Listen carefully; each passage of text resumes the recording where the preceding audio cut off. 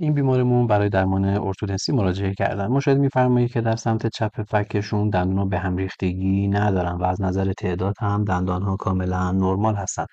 اما سمت راستشون دو تا مشکل عمده داره. یکی اینکه این قسمت محل قرارگیری 3 تا دندون هست. دندون شماره 2 به صورت مادرزادی وجود نداره و همچنین به هم ریختگی به صورتی هستش که دندان فک بالا به سمت داخل متمایل شدن، حالتی که اصطلاحاً بهش تراسپایت گفته میشه.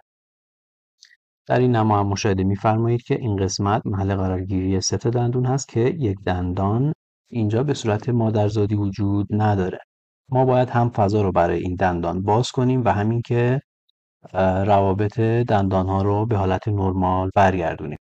مشاهده می‌فرمایید که طی درمان ارتودنسی روابط دندونی در سمت راست به حالت نرمال برگشته و فضا برای دندان 2 هم ایجاد شده.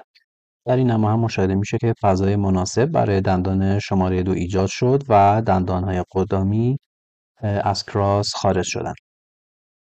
و پایان درمان ارتودنسی و تقدیم یک لبخند زیبا و کاملا نرمال و همچنین فضایی که اینجا ما ایجاد کرده بودیم برای دندان شماره 2 یک دندان کامپوزیتی به روش FRC براشون همون جلسه ریموو کردن براکت ها انجام شد.